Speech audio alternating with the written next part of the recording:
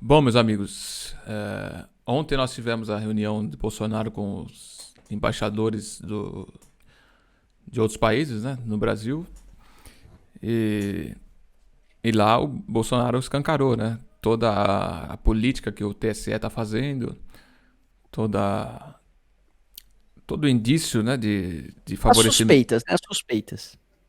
indício de favorecimento pro Partido dos Trabalhadores. E aí, hoje, um monte de personalidades estão pedindo o impeachment do presidente Bolsonaro por conta disso, né? Por, por querer exigir mais transparência nas eleições, etc, etc.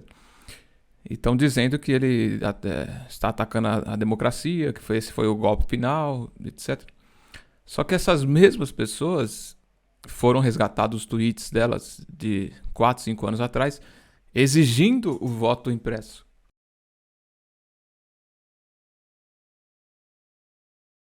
Será que o meu voto depositado lá, depois de processado, se concretiza? Então, para que a gente tire essa dúvida, dê tranquilidade ao eleitor, de que ele possa saber que a partir agora de 2016, 2018, ele vai votar e ele vai ter a comprovação saindo ali, o nome dos candidatos que ele escolheu, nós optamos por derrubar o veto da presidência. Boa noite. Agora o presidente Bolsonaro na live disse que eu mudei de lado na defesa do voto democrático. Eu falei, não, presidente, eu nunca mudei de lado.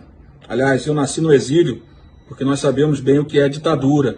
Meu pai foi preso, torturado, exilado. Nós defendemos a democracia. O senhor é um populista. Na reforma política eu tive a oportunidade de relatar a emenda constitucional e agora o projeto de lei em que tive a oportunidade de incluir a questão do voto impresso por ideia, proposta e trabalho do deputado Jair Bolsonaro, que no início desse debate talvez tenha sido um dos poucos deputados que acreditava que nós pudéssemos incluir na emenda constitucional e depois no projeto de lei que tive a oportunidade de também relatar. Então quero agradecer ao deputado Bolsonaro, agradecer ao plenário. A decisão de derrubar o veto do voto impresso é uma vitória da sociedade brasileira que pode ter o direito, a partir das eleições de 2018, de recontar qualquer uma das urnas. No meu projeto era 3%, hoje sugere 5%, 10% das urnas. Abria, olhava os selinhos, contava, com a participação de todos os partidos políticos, e via se o resultado da urna batia com o resultado da contagem física dos selinhos. Se batia, tudo bem. Era uma consolidação por amostragem. E hoje isso acabou. O Azeredo fez um projeto, deputado de Minas Gerais, de reforma eleitoral, e esqueceu de botar a imposição da obrigatoriedade de que a urna possa ter uma consistência. A gente chama isso em informática de consistência. Agora, hoje, aparece aí os adoradores da urna eletrônica. A urna é sagrada. Sagrada porra nenhuma, minha gente. De acordo com a resolução, o registro impresso do voto não terá nenhuma identificação do eleitor. O Tribunal Superior Eleitoral vai determinar, até 13 de abril de 2018, a quantidade mínima de sessões com voto impresso em cada unidade da federação. E caberá aos tribunais regionais eleitorais determinar quais municípios, zonas e seções terão o voto impresso implementado. A resolução foi aprovada pelos ministros do Tribunal Superior Eleitoral na sessão plenária desta quinta-feira. Nós aprovamos a minuta de resolução que dispõe sobre o procedimento a serem adotadas nas sessões eleitorais que utilizarão o módulo impressor nas eleições. O módulo impressor nas eleições.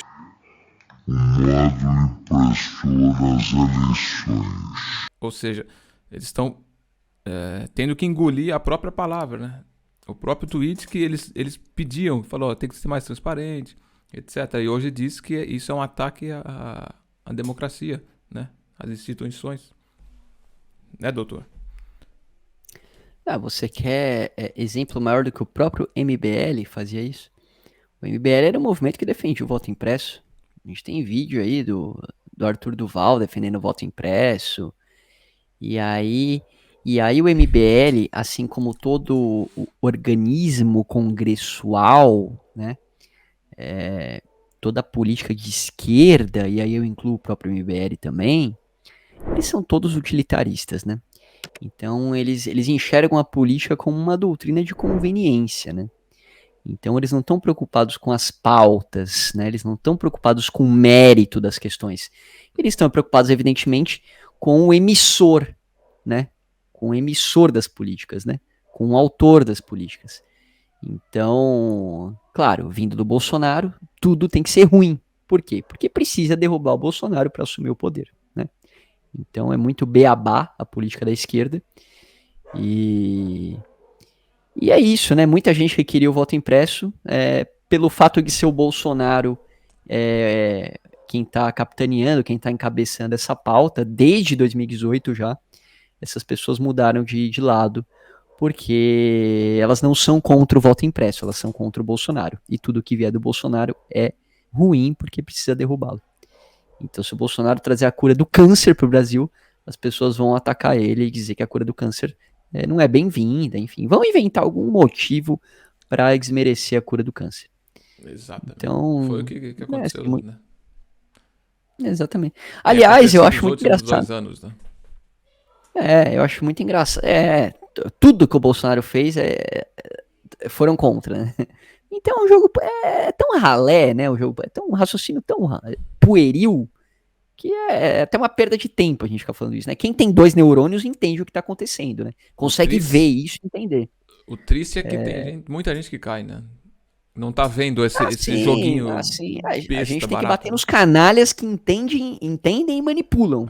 Por exemplo, Arthur Duval. Arthur Duval, ele se defendeu lá na Lesp, né? Bateu no peito falando que ninguém lá era contra os áudios dele. Eram contra ele. Né? Ninguém era contra o mérito do que ele falou, porque o outro deputado lá palpou a deputada e ninguém fez nada. Eram contra o Arthur e não com os áudios. Eu concordo com o Arthur. Só que ele utiliza esse modus operandi. Ele utiliza o mesmo modus operandi com todo mundo, com os rivais políticos dele. Então, quer dizer, é um hipócrita, né? É um hipócrita. Não, é contra ele, é contra mim que tá vindo a coisa, não é contra o que eu falei. Mas você faz isso com todo mundo? Você é contra o Bolsonaro, você não é contra o que ele falou. Você não é contra o que ele defende. Você era a favor do voto impresso, né? Então, quer dizer, só tô usando ele de exemplo, mas, enfim, isso serve pra esquerda inteira, né? Então, em relação ao encontro com os diplomatas, o Bolsonaro fez o dever de casa, né? Que é expor o que tá acontecendo. Gostaram ou não gostaram, o problema deles está exposto, né? O Bolsonaro teve coragem de expor, né? O Bolsonaro enfrenta o establishment, assim como o Trump enfrentou lá, né? E eu não duvido que as redes sociais dele caiam, vai cair daqui a pouco, vai cair. Twitter, você pode escrever, vai chegar dia 16 de outubro, o Bolsonaro vai estar sem Twitter, sem Instagram, sem Facebook, pode escrever, vão derrubar tudo. São 3 coisas. E aí tem N motivos para derrubar, né? Eles inventam qualquer coisa e derrubam. 3 coisas que estão dizendo que eles vão tentar. Impeachment, que é mais difícil, né? Porque dado o tempo, né? Já estamos em julho. Impeachment não sai. Muito pouco tempo. Derrubada das redes sociais. Isso acontece. E impugnação da chapa dele. Isso também acontece. Esse é mais provável porque vai estar na mão do Xandão, né? A carta na manga do TSE é a cassação da chapa. Essa é uma carta na manga que o TSE vai ter até o último segundo, né? Até a diplomação o TSE tem essa carta na manga. Então a gente fica todo mundo tenso sem saber o que vai acontecer. Agora, cair rede social... Pode falar. Eles vão ter que ter culhão pra fazer isso também, né? Sim. É uma guerra política, né? Vai colocar onde? Essas milhões de pessoas que têm saído na rua todos os dias, né? Agora sim, o que eu queria dizer é o seguinte, queda de rede social, isso daí é uma canetada. Isso daí em 5 segundos, qualquer ministro do Supremo Tribunal Federal consegue derrubar as redes sociais do Bolsonaro. Né? Em 5 segundos. É uma mera canetada, derruba todas, mas fecha todas. Derrubaram as do Trump. O Trump tinha milhões de seguidores a mais que o Bolsonaro. Milhões de seguidores a mais. Então isso daí não só é possível, como provável. E eu acredito que vai acontecer em breve. Né, que o vídeo fique aqui registrado para a posteridade. Então, em relação ao encontro é isso, né? Não tem muito o que dizer, vamos esperar o que vai acontecer aí. Já tá batendo na mesma tecla há meses, né? Já fez aniversário já essa pauta. Sim. E nada mudou, né? Nada mudou, não adotaram o voto que que a maioria da população pleiteia. E é isso, vamos rezar e esperar para ver o que vai acontecer. E acompanhar.